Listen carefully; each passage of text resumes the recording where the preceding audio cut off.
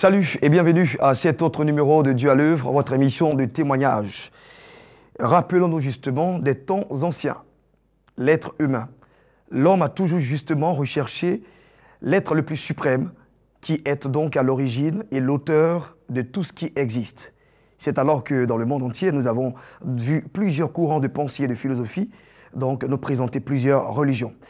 Et parmi lesquels, là, nous avons donc la religion, je citerai pêle-mêle, le Sri Mataji, on a aussi le Bouddha, on a le christianisme, on a l'animisme, on a pas mal de religions bien sûr qui se côtoient et parfois qui se jalousent, qui veulent bien sûr présenter le véritable Dieu. Celui que nous allons recevoir aujourd'hui, il a fait partie d'une religion qui certainement est fait l'ombre d'un doute. Oui, je dis bien qui fait l'ombre d'un doute parce qu'aujourd'hui, après 22 ans de pratique, il s'est arrêté parce qu'il n'a pas simplement vu le bonheur. Sinon mieux, il n'a pas recherché et retrouvé la vie qu'il recherchait. Je vous explique en fait, assez simple. Les adolescents aiment bien sûr à mettre dans leur chambre, leur maison, des photos des stars à qui ils voudraient donc ressembler. Et vous verrez bien sûr que ces jeunes hommes vont finir par adopter le style de cette personne qu'ils ont dans leur maison. Et c'est la même chose dans la religion. Nous voulons aspirer à quelque chose de nouveau. Cette chose, c'est la vie éternelle. Et cette vie éternelle a besoin d'être côtoyée, a besoin d'être touchée. 22 ans dans le bouddhisme, mais rien de concret. Et pourtant, il a enseigné, mais il n'a pas touché l'épineux problème.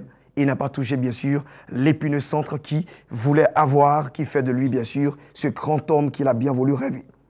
Évangéliste Serge Gaillet, c'est lui bien sûr que nous recevons ici.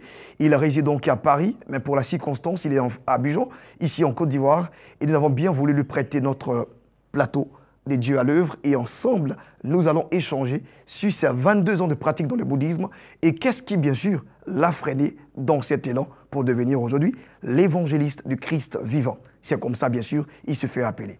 Avec votre accord, nous allons recevoir ici l'évangéliste Serge Gaillet, que j'ai donc laissé honneur de recevoir. Merci. Bonjour et bienvenue. Merci de me recevoir. Alors, nous pensons que ça se passe très bien, déjà du côté de Paris. La famille, le ministère, tout va bien. Par la grâce de Dieu. D'accord. Vous avez commencé en Côte d'Ivoire à enseigner déjà le bouddhisme avant de partir à Paris. Vous avez aussi géré certains groupes de bouddhisme. Oui. Et jusqu'à ce que vous vous trouvez heurté à votre propre conviction. C'est cela. C'est cela. 22 ans de pratique, c'est des choses qu'on n'oublie pas facilement. Mais passer à autre chose, il faut avoir le cœur fort et il faut avoir une vraie conviction pour pouvoir passer des ténèbres à la lumière. Des ténèbres à la lumière, je pense que ça pourrait être aussi, pourquoi pas, le titre de ce témoignage de notre numéro du jour. Priez à vous asseoir. Je vous conseille. Tenir lever longtemps. Merci bien. Merci. Alors, je pense que je vous ai présenté de façon partielle. Vous allez tout de suite vous présenter à nos chers téléspectateurs qui suivent donc ce numéro de Dieu à l'œuvre. C'est une émission de témoignage et nous sommes ici pour grandir encore les merveilles sans nombre de notre Seigneur Jésus-Christ de Nazareth. 22 ans, c'est bien vous, père de famille, marié, tout cela. Parlez-nous brièvement de vous, présentez-vous à nos chers téléspectateurs. Serge Gaillet à l'état civil, diplômé de l'Université de Paris 12 en management, en économie sociale et en droit des affaires franco-allemand. Super. Donc, directeur de société. Et donc, depuis, je fais mon petit train de chemin jusqu'à ce que je rencontre le Christ. Super. Alors, vous disiez justement que vous étiez en train de rechercher quelque chose que l'on pourrait appeler le bonheur. Le bonheur, ce n'est pas forcément la voiture luxueuse, ce n'est pas cette grande maison, mais vous recherchiez quelque chose que malheureusement, vous n'avez pas pu avoir et pendant 22 ans de pratique du bouddhisme, vous vous êtes trouvé heurté à vos propres convictions. C'est cela. Comment pouvez-vous justement expliquer ce dénouement de l'histoire, de la Genèse, comment vous êtes entré dans le bouddhisme et aujourd'hui, comment en êtes-vous sorti? Alors, il faut expliquer que quand nous étions encore élèves étudiants, à l'école, au lycée de Divo, nous avions rencontré le bouddhisme en 92. Et donc, c'est parti d'un constat. Nous avions besoin d'une paix intérieure, nous étions tiraillés de toutes parts, orphelins que nous étions. Nous pensions trouver quand même la paix et la respiration dans des choses de zen attitude. Nous avons donc embrassé le bouddhisme qui prônait une chose essentielle, l'homme est l'acteur et l'auteur de sa vie. Donc nous sommes allés droit au but en retroussant les manches pour faire devenir ce que nous voulions faire aboutir dans notre vie, c'est-à-dire notre espérance et tout le reste. Alors, c'est-à-dire que vous croyez que quand vous dites « je vais être pilote », vous avez les moyens, la capacité de devenir pilote. C'est cela. Quand je dis par exemple « je vais devenir président de la République », on peut se donner les moyens, les conditions réunies et bien sûr atteindre cet objectif. C'était essentiellement la philosophie du bouddhisme. Alors, si l'homme est l'acteur de sa vie, tout ce qui arrive à l'homme, n'est-ce pas, est du fait de sa personne, de sa volonté et de son non-mouvement. Donc, celui qui est en mouvement peut toujours espérer faire aboutir ses objectifs, ses désirs et autres. Donc, tête baissée, nous avons foncé. Il y a une chose qui s'est opposée à nous, c'est que nous avons réussi des petites choses, ça et là. Il ne faut pas jeter l'opprobre sur tout. Il faut savoir reconnaître les bonnes et les mauvaises. Mais à toute chose, il y a une limite. Le bouddhisme nous a appris à travailler l'esprit, la pensée, la puissance de l'esprit de l'homme, qui, au-delà des contraintes de la vie, au-delà des vicissitudes, arrive quand même à supporter, à se faire une raison de ce qu'il vit pour pouvoir se dépasser soi-même. Donc le dépassement, également, on l'a essayé pendant 22 ans, mais à un moment donné, il faut passer à autre chose. Donc c'est ce qui nous a menés. On a été même contraints, parce que si c'était une volonté d'homme, je ne suis pas sûr qu'on allait passer des ténèbres à la lumière, ou on allait passer du bouddhisme au christianisme, vous voyez, en tant que disciple de Christ. Alors, dans votre cas de figure, je pense que vous allez nous présenter un tableau comparatif, pour parler comme ça. C'est cela. Un tableau comparatif. Ce serait bien. On est dans le cadre de Saul de Damas, qui va devenir Paul par la suite. C'est cela. Donc, expliquez-nous un peu ce que vous avez appris au pied de Gamaliel, pour parler ainsi, avant de devenir, bien sûr, ce chrétien qui se dit « Oh Seigneur, ma sagesse n'est que folie ». C'est une très belle introduction. Je vous concède cela. Pourquoi? Parce que Paul est un exemple atypique de ce que je peux être aujourd'hui, à l'image de la connaissance des hommes, à l'image de la connaissance de la philosophie bouddhiste, des gens qui enseignent à d'autres personnes et qui les attirent vers eux pour qu'ils soient aussi des hommes, des modèles pour la jeunesse.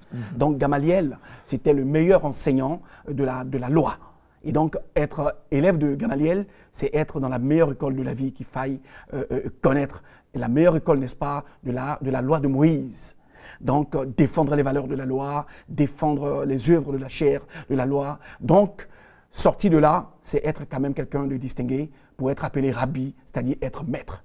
Nous avons été maîtres dans le bouddhisme parce que nous avons amené les jeunes à adhérer, à fédérer ce mouvement-là. Parce que nous avons dit que désormais, nous ne comptions plus sur personne et que nous voulions de nous-mêmes par notre propre être, notre propre intelligence, notre propre sagesse, notre propre force, travailler et faire des choses qui allaient être vues un peu partout, afin que nous puissions aussi avoir droit de citer parmi les grands de ce monde-là. Oh ouais, pourquoi pas. Un peu comme Jean-Paul Sartre, j'ai l'impression qu'il était bouddhiste parce qu'il a une très belle citation, c'est « L'homme est le produit de ce qu'il se fait de lui-même ». C'est cela. J'allais pousser un peu plus loin. Il y a aussi Charles Dickens qui avance dans le même sens pour dire que l'homme est le fruit de ce que la société le fait devenir.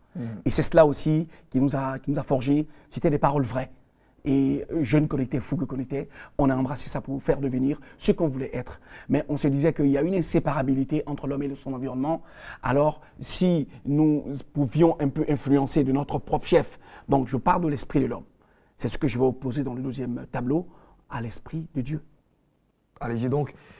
On n'en a pas pour assez de temps, 26 minutes à passer ensemble, moi ça me fait plaisir. C'est cela. Et je ne vais plus parler en fait, parce que je veux comprendre votre vie, ces 22 ans, vous avez enseigné dans certaines écoles, des groupes de jeunes garçons qui sont aujourd'hui des bouddhistes patentés. Et je pense que c'est encore une terre à reconquérir au Christ. Alors, vous saviez que quand j'ai commencé la parole de Dieu, et quand j'ai été appelé, ça a été un choc parce que j'ai reçu la visitation un soir chez moi à la Riviera, quand j'étais seul dans ma maison.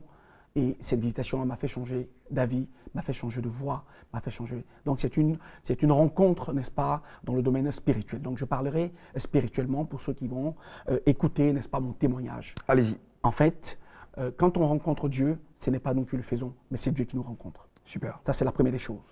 Donc s'il y avait quelqu'un qui allait me changer d'avis, un homme, il n'aurait pas su le faire.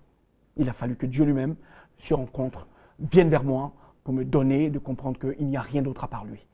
Et à partir de ça, nous avons commencé à marcher. Nous avons dit une chose à Dieu. Nous ne connaissions rien, nous étions tout. Nous savions tout dans le bouddhisme. Et nous enseignions à Paris, un peu partout.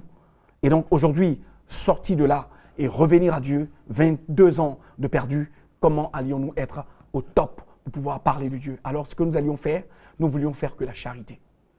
Mais quand Dieu appelle quelqu'un, ce n'est pas lui ce n'est pas la personne qui s'appelle, elle ne se désigne pas. Dieu avait désigné les Lévites et les Kéatites pour porter l'arche. Donc, c'était les Kéatites et les Lévites qui étaient au sacerdoce de Dieu. Aujourd'hui, un homme ne peut pas s'appeler lui-même parce que nous étions dans la parole, nous étions dans le bouddhisme des personnes écoutées par les jeunes, des personnes révérées. Et donc, aujourd'hui, passer du bouddhisme au christianisme, ça aurait été une folie, dans la mesure où nous n'avions pas la parole pour annoncer les choses de Dieu. Vous voyez, je ne veux pas inviter des personnes à aller découvrir le bouddhisme parce que vous-même, après 22 ans, vous vous trouvez donc aujourd'hui évangéliste. Mais dites-nous, c'est quoi exactement le bouddhisme qui est donc contraire, qui n'arrive pas à trouver, et qui vous montre ici la limite du bouddhisme en fait? Alors, si je vais un peu plus loin, pour ceux qui, comme on n'a pas assez de temps, le bouddhisme enseigne la zen attitude, c'est-à-dire que la voie du milieu, ni à gauche, ni à droite, ni mal, ni bien. Et donc cette attitude-là conduit où l'homme? L'homme a, le bouddhisme dit que la vie a obtenu l'éternité. Et en se consacrant à la vie, elle obtiendra l'éternité que la vie a obtenue. La vie va lui donner. Donc, pour le bouddhisme, il n'y a personne au-delà de la vie, parce que la vie est la sagesse pour eux. Or, tous ceux qui ont suivi la trace, la voie du bouddhisme, la voie du milieu, la zen attitude, sont tous morts et personne n'est revenu d'entre les morts. Donc, c'est une réalité qui est frappante. Elle se présente à chacun comme une réalité que personne ne peut nier. Or, quand nous sommes entrés dans le bouddhisme, dans le christianisme, nous avons remarqué qu'il y avait quelqu'un qui avait franchi et qui était revenu de la mort. Le seul qui pouvait nous parler de la mort. Vous savez que quand nous étions à l'école, quand on parlait philosophie, quand on parlait religion, on nous disait ceci d'entrée de jeu que la mort n'est pas une expérience qu'on peut faire parce qu'on l'a fait, on ne revient plus pour l'expliquer. C'était vraiment implacable. Ben ouais. Or, il y a quelqu'un, au-delà de la mort, qui en est revenu et qui a passé au moins 40-50 jours sur la terre pour que cette puissance de la résurrection soit marquée comme le sceau pour tous ceux qui voudraient avoir l'immortalité. Donc, quand on est devant cette vérité implacable, cette évidence, on commence par réfléchir. Or, dans la vie du Christ, il n'y avait pas la réflexion. Il était, il est. Et donc, il marchait sur les hauteurs de la mer. Quand il appelait à l'existence la guérison, elle arrivait. Quand il appelait à l'existence la vigueur, les infirmes marchaient. Quand il appelait à l'existence la lumière dans les yeux, elle arrivait parce qu'il voyait. Quand il appelait à l'existence la parole, les muets parlaient. C'est implacable. Or, nous, les bouddhistes, nous étions dans cette donne-là. Il ne s'agissait pas trop de parler pour parler comme Wole Soyinka. Dans la littérature, le tigre ne proclame pas sa tigritude. Il bondit sur sa proie et la dévore. Donc, taisons-nous et regardons ceux qui ont fait les choses, qui les ont dites et qui l'ont faites. Les hommes rencontrent la mort par surprise. Christ a annoncé sa mort. Il est revenu d'entre les morts. Les hommes annoncent des choses, mais elles ne sont pas celles qui arrivent. Or, le Christ, il a manifesté la gloire de Dieu. Il a amené à l'existence ce qui n'était pas. Lorsqu'il commandait, la chose arrivait, et lorsqu'il ordonnait, la chose existait. Donc, quand on est devant cette puissance, on dit Amen. Grand maître. Amen. Et Amen. Là où je suis arrivé, je vais amener tous ceux qui travaillent par la puissance de l'homme, par la puissance de l'esprit, à venir à travailler avec la puissance de Dieu. Nous sommes dans un style ou bien dans une ère où, aujourd'hui, même les messages bibliques deviennent assez très motivants. C'est vrai qu'il y a la motivation dans les Écritures, mais on se retrouve un peu plus de motivateurs qui s'érigent en pasteurs. C'est cela. Alors, on a l'impression que l'homme peut se faire lui-même dans les prédications que nous écoutons aujourd'hui. Oui. L'esprit n'est plus au devant. C'est cela. On veut prendre l'homme au maître ou bien au centre de ce qu'il fait. Ça ressemble un peu à cette vérité bouddhiste. En fait, l'homme essaie de s'accaparer. Mais d'abord, je ne sais pas si vous avez fait la même remarque que moi. C'est cela. J'ai fait une très belle remarque. Je ne voudrais pas trop être, désobligeant. Je vais juste aller dans votre sens pour dire qu'on ne maîtrise pas la chose de Dieu par la connaissance de l'homme. Que tout le monde s'enlève ça. J'aurais pu peut-être citer un verset pour dire que les choses de Dieu sont à Dieu et les révélations sont au Fils de Dieu. C'est clair. Donc, on ne rentre pas dans la maison de Dieu parce qu'on a appris, on a eu un doctorat et tout ça, mais c'est par connaissance, par le don de la connaissance, le don de la parole, le don du ministère, qu'on s'approche des choses de Dieu parce qu'il faut révéler des mystères. Dieu est un mystère, tout ce qu'il annonce est un mystère. Donc, on ne peut pas s'approcher ou s'accaparer la connaissance de Dieu par la connaissance de l'homme. C'est un piège. Ouais. Parce que tout ça, ça va se retourner contre soi. Puisque les œuvres de la personne, soit elle sera amenée à faire des choses qui sont en dehors du pouvoir, en dehors des dons spirituels qu'il a reçus, pour pouvoir convaincre les gens, les hommes, qui n'ont pas le discernement, qui le font par la puissance de Dieu. Or, vous savez que les pécheurs qui étaient des apôtres, ils avaient reçu la connaissance, le don, n'est-ce pas, de l'Esprit, et c'est par ce don de l'Esprit-là qu'ils enseignaient les mystères de Dieu, donc l'Évangile.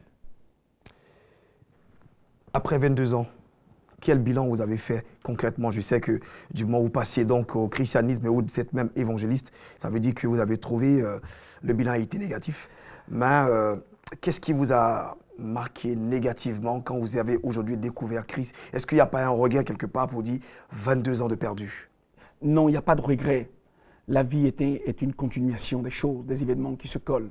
La Bible déclare que celui qui a obtenu quelque chose dans les cieux ne peut que le manifester sur terre. Ce qu'on n'a pas obtenu dans les cieux, on ne peut pas le manifester, donc il n'y a pas de hasard. Voilà le choc entre le christianisme et le bouddhisme. Deuxième élément d'approche, c'est que le bouddhisme se laisse convaincre par la fatalité. La fatalité, c'est quelque chose qui s'impose à lui. Or, l'enfant de Dieu, il est au-delà de tout ça parce que Christ est dans des dimensions que l'homme ne peut approcher s'il n'a l'esprit de ce Dieu, ce grand Dieu révélateur. Voilà un peu cette contrainte. Pour dire quoi? Que la marche que nous faisons comme Saul a marché, Saul croyait être dans la vérité. Mais vous regardez dans le livre de Romains 5, Romains 6 et Romains 11, il revient pour dire, même dans le livre de Philippiens 3, il revient pour dire que toutes ces choses qu'il a connues, la puissance de la parole, la connaissance de la loi, ne l'a pas amené à l'éternité, ne l'a pas amené dans la connaissance de Christ. Or, vous savez aussi qu'on n'obtient pas l'Esprit de Dieu par la connaissance de la loi. Les hommes sont dans la chair comme du Christ, dans la chair de Moïse, et ils sont dans la gloire des hommes. Or, c'est par l'Esprit que nous apportons les choses de Dieu. Donc, si aujourd'hui, nous sommes limités par la connaissance de l'homme, par la puissance de l'homme, et par, n'est-ce pas, le vouloir et le faire, Dieu nous annonce que le vouloir et le faire émanent de lui. C'est pourquoi, dans la vie, nous sommes arrivés à revenir en arrière entre la destinée et la fatalité. Ouais. En fait, il y a une destinée pour tout être. Donc, j'apporte ici cette bonne nouvelle pour dire que le parfum d'odeur que Christ était, ce parfum d'odeur-là, lorsque nous sommes dans cette même dimension avec lui, nous devenons un seul esprit avec lui. Alors, nous pouvons passer de l'esprit de l'homme, qui est limité, parce que la mort a régné de Adam jusqu'à Moïse. Nous pouvons passer à l'autre phase de la vie, qui est l'immortalité, qui est la lumière, en étant unis à Christ. Parce que c'est cela.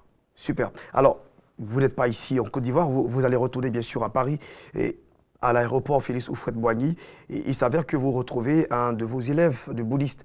Qu'est-ce que vous lui dites en 2 minutes, parce que le vol c'est pour très bientôt, en 2 minutes, qu'est-ce que vous lui dites exactement pour qu'il soit chrétien? Choisis la vie et laisse la mort. Parce que les ténèbres, c'est la mort, et la lumière, c'est la vie. Est-ce que lui considère le bouddhisme comme la mort? En fait, c'est une lumière qu'ils ont. Mais la lumière, vous savez, la Bible déclare que lorsque vous êtes dans une maison et que vous n'arrivez pas à maîtriser l'homme fort de la maison, vous ne pouvez pas contraindre tous les autres à la liberté. Donc, ils sont dans une maison, qui est le bouddhisme. Ils croient savoir les choses, n'est-ce pas? Or, cette chose-là, au regard du monde entier, au regard de l'universalité, aucun d'entre les maîtres n'est sorti de la mort. Ils sont tous demeurés, ils sont toujours dans la mort. Moi, j'ai un projet pour eux. Quelqu'un qui est rentré dans la mort, qui l'a annoncé, qui n'a pas été surpris par la mort. Son but, c'était de mourir, d'être enseveli 3 jours et 3 nuits et de ressusciter pour montrer la puissance de sa vie. Je leur propose cette expérience-là. Parce qu'il dit dans le livre de Daniel 12 que marche vers ta fin, mais tu seras debout.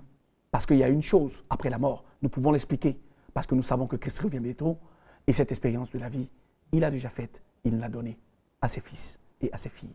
Super. Alors donc c'est ce que vous dites aux bouddhistes, et en voulant prendre bien sûr votre vol, vous rencontrez donc ce jeune garçon ou bien cette jeune dame, cette maman qui est découragée et par certaines choses qui arrivent dans le milieu chrétien et qui veut rebrousser chemin. Elle dit non, c'est pas normal, je ne veux plus être chrétienne. Qu'est-ce que vous dites pour exhorter cette dame, pour lui dire qu'elle est dans la pure vérité? Je voudrais lui dire simplement que Dieu parle tantôt d'une manière, il parle tantôt d'une autre. Dieu a aimé Israël, l'a sorti d'Égypte, d'esclavage, pour lui donner le paradis. Mais Israël a écouté son cœur. Mais nous savons plus tard, par l'esprit de révélation, que c'est Dieu qui a donné un cœur de pierre. Un cœur de chair. Exactement. Donc Dieu fait les choses quand on ne les comprend pas, on est mal en point. Mais Dieu permet que je la rencontre maintenant. Il n'y a pas de hasard. Afin de lui dire ceci. Si tu marches dans la voie de Dieu, sache que la lumière n'est pas loin de toi. Parce que tu as reçu l'esprit de Dieu et non pas l'esprit d'un homme. Donc tu es appelé par Dieu, le grand Dieu, et c'est lui qui a, n'est-ce pas, fait des plans pour toi, afin que tu puisses, n'est-ce pas, le connaître, le chérir et l'aimer, afin qu'il puisse te témoigner, n'est-ce pas, comme il a témoigné à Christ, la gloire que Christ a eue dans le monde. Super. Alors, je vois que votre témoignage, c'est un choc de perception. Vous aviez bien sûr une idée assez vague du bouddhisme, mais vous y êtes entré parce que pour vous, c'était la zen attitude. Mais là, en Christ, vous retrouvez qu'il y a un chemin, il y a un modèle, il y a un seul modèle, qui est Jésus-Christ de Nazareth. Et aujourd'hui, vous êtes évangéliste. Ça veut dire que vous ne prônez que Christ, le Fils de Dieu, lui-même qui est Dieu. C'est cela. Évangéliste Serge Gaillet, nous n'avons pas pour assez de temps maintenant. Est-ce que on peut comprendre brièvement la philosophie bouddhiste et on peut comprendre le christianisme? Qu'est-ce qui vous met à l'aise aujourd'hui d'être évangéliste? Et c'est justement cette rencontre qui m'intéresse. Comment vous avez rencontré Christ? Alors, c'est une histoire qu'il faut que je résume en 2 mots, et le bouddhisme que je résume aussi en 2 mots. Vous savez, le bouddhisme est une approche de la vie qui explique tout, que le mal existe et que le bien existe. Donc c'est une dualité. Au-delà de cette dualité-là, il y a une voie. Mais cette voie-là, elle s'arrête là où commence celle de Dieu. Parce que celui qui a créé, vous avez la créature, et de l'autre côté, avec Christ, vous avez le Créateur. Voilà la véritable différence. Le Créateur insuffle à la vie sa nature. De l'autre côté, le bouddhiste adore la vie, mais cette vie-là, elle est créée par l'Éternel. Donc il suffit de passer de la créature, parce que la vie est Dieu, la vie est Jésus, pour passer à celui qui l'a créé, pour être en harmonie avec les deux. Puisque le monde a été créé, le ciel, la terre et tout ce qui vit, la respiration, dépendent de Dieu. Maintenant, quitte à éliminer Dieu pour pouvoir être à l'aise dans ce qu'on fait dans le bouddhisme, on n'arrivera pas à sortir de la mort où nous sommes entrés. Donc, c'est ce qui est fondamental, parce que je sais que les bouddhistes cherchent, n'est-ce pas, le pouvoir de la résurrection. Ils annoncent, là où il y a la résurrection, ils opposent la résurrection à la réincarnation. Or, la Bible déclare que... C'est quoi? Ça veut dire quoi? Brièvement. Voilà. Et là, vous allez voir une grande différence. L'homme qui meurt peut renaître sous d'autres formes. La vie de l'homme peut continuer sous d'autres formes. Or, si vous regardez... Sous d'autres formes, c'est-à-dire? Sous d'autres formes, animales, végétales et autres. Ah d'accord, donc on meurt, on peut devenir un arbre, on peut devenir un poisson. Voilà. D'accord. Vous voyez que c'est fondamentalement faux. Pourquoi? Parce que l'homme est là et à l'image de Dieu. Quand vous avez dit ça, vous respirez un coup. Un homme ne peut jamais devenir une plante. Ce n'est pas possible. Ouais. Si vous voyez devant le trône de Dieu, il y a 4 êtres vivants. Le 3e être vivant, c'est l'homme, parce que c'est la perfection de Dieu. Et Christ n'est pas venu mourir pour les animaux, ni pour qui que ce soit. Il est venu mourir pour l'homme qu'il a aimé, qui est à son image et à sa ressemblance. Donc c'est déjà une grosse erreur de penser qu'on peut mourir, revenir. Ils auraient juste à penser qu'aucun homme n'est sorti de la mort. Aucun. Que ce soit Bouddha, Shakyamuni. Ah bon, vous confirmez que Bouddha n'est pas sorti de la mort? Jamais. Jamais. Siddhartha Gautama, que ce soit Nichiren Daishonin, dont les cendres ont été jetées dans l'eau, qui n'est jamais revenu de la mort. On ne peut pas faire une représentation d'un homme pour se mettre devant et commencer à vénérer cette personne-là. Parce que c'est antinomique avec Dieu. Car Dieu disait à Israël, Moïse disait à Israël, lorsqu'il était apparu sur la montagne de Horeb, vous n'avez pas vu son visage, pour commencer à faire des pierres taillées, des représentations et tout ça. Donc, si vous voulez, on s'approche de quelque chose, mais on ne la connaît pas et on est dans l'erreur. Or, l'esprit d'erreur n'est pas pour les enfants de Dieu. Nous avons reçu l'esprit de vérité par l'amour que Dieu a manifesté pour nous avant la fondation du monde. Voilà la vraie différence. Merci évangéliste, je pense que vous avez tout dit hein, dans ce C'est moi qui vous témoignage. remercie. C'est moi qui On vous comprend aisément cette grande différence entre le bouddhisme pardon, et le christianisme. Et vous avez opté aujourd'hui, et vous n'avez même pas opté, vous n'avez pas eu le choix. La nécessité vous en est imposée. Alléluia. Parce que Christ lui-même est venu vers vous. Alléluia. Il s'est révélé à vous, il s'est Alléluia. présenté et 22 ans de pratique s'est retrouvé comme un Par jour. la puissance de l'homme, Ouais. 22 ans de pratique par la puissance de l'esprit de l'homme. Et bientôt, C'est avéré néant hein, devant la puissance de Dieu. l'homme. Dans le livre de Job, vous voyez que On l'homme. termine avec ça. Oui, dans le livre de Job, on voit que l'homme, la vie de l'homme, c'est qu'est-ce que c'est devant Dieu. La sagesse de l'homme, qu'est-ce que c'est devant Dieu? C'est une folie devant Dieu. Mais la folie de Dieu est une sagesse. Parce que si vous voyez le dialogue avec Job, je les amène à lire Job. Ils comprendront ce que c'est que l'homme devant Dieu. C'est une poussière devant Dieu. Et la vie de l'homme n'est rien. À peine est-il né qu'il est déjà mort. Et on ne se souvient même plus de lui. Oui. Mais ceux qui seront en Christ, ils ressusciteront premièrement. Et ensuite, ils vivront éternellement avec le Christ. Parce que la terre et le ciel qui nous portent aujourd'hui vont disparaître. Et ça, c'est une vérité qu'ils ne savent pas.